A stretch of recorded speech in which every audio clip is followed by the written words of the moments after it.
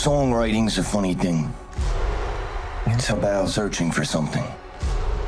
Something that's gonna give your life a little bit of meaning. What's it like watching a movie about the most painful moments of your life?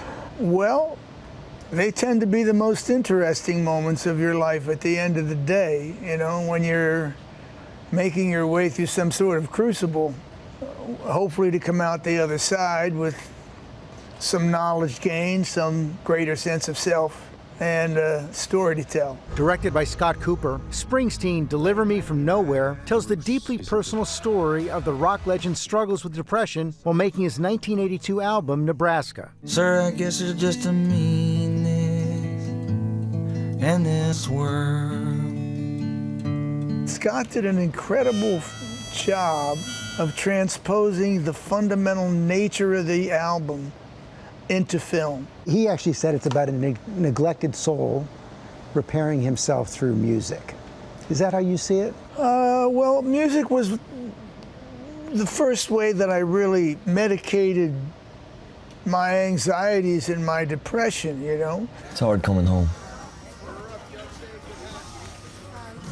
Quiet can get a little loud. It's one of the things that comes through in the film is that you hit that point where you realize it's not enough. You can't heal yourself only through the music.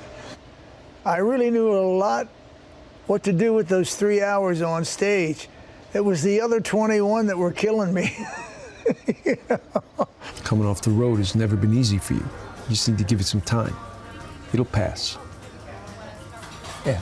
Did you know then, at those darkest moments, that you were going to emerge whole? No. In the middle of it, there's a lot of confusion, chaos, you know, unsureness. You know, I think that I was very surprised when I had my initial, whatever you'd like to call it, breakdown, anxiety attacks. I had, up to that point, been quite successful in using my musical meds and keeping myself relatively steady.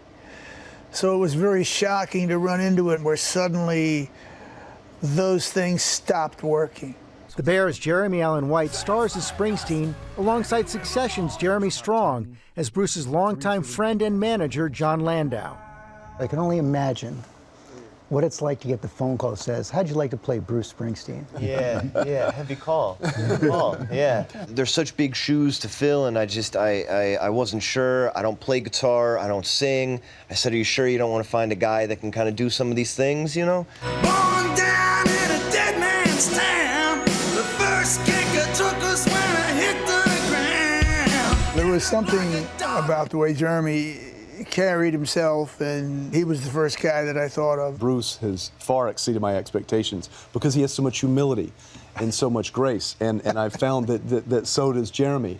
But what they share, that they don't teach at Juilliard, is swagger. And you either have that or you don't. I always tell Scott when he says I have humility and swagger, he's half right. One of the most real things, at least for me watching it, was this portrait of a friendship between two men you don't often see in film. That was one of the things in the script that excited me the most, is about seeing this sort of a brotherhood and loyalty and love between two men that it's normally reserved for like a war film or something like that. You don't see men in this environment sort of leaning on each other in this way and protecting each other in this way. No singles, no tour, no press. No, really? No joke. Everybody, including myself, was expecting sort of the next evolution of Bruce and the E Street Band and a big rock album. And it was just starting to emerge slowly that, hey, that isn't the path that we're on. And I had to readjust. In this office, my office, we believe in Bruce Springsteen. I don't know how much time you had to prepare. What do you do? It's a kind of relentless process of observation and study, internalizing your subject in a way. So he was my mark. He thought we were just hanging out and talking. let me jump in here. Jeremy, comes to see us, and we're doing a show in Denmark. And at the end of the show, I'm walking Jeremy to his car. And I come back, and our road manager, he just says, I was watching you guys walk to the car. You know something? He walks exactly like you.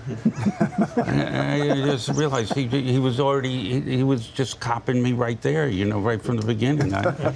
But it can't have been easy to be sitting there playing Bruce Springsteen with Bruce Springsteen sitting on set. I gotta say, I felt a little bad about that. I still do, that I was on set so much. No. I think I was nervous that Bruce was there, or in my deepest insecurity, that Bruce was there to pick apart what I was doing. But then very, very quickly I learned that he was there to be a guide, to be a support. Let's burn this place down, Johnny. I had, I think, the most fun right here. You know, we had a group of background actors that were so excited to be here that day, and I would be performing up there, and they would be screaming so loud, and I could really find a moment where I tricked myself, and I felt like they were screaming for me. And then our first AD would yell, cut, and everybody went silent, and I realized I'm just an actor. I am no Bruce Springsteen.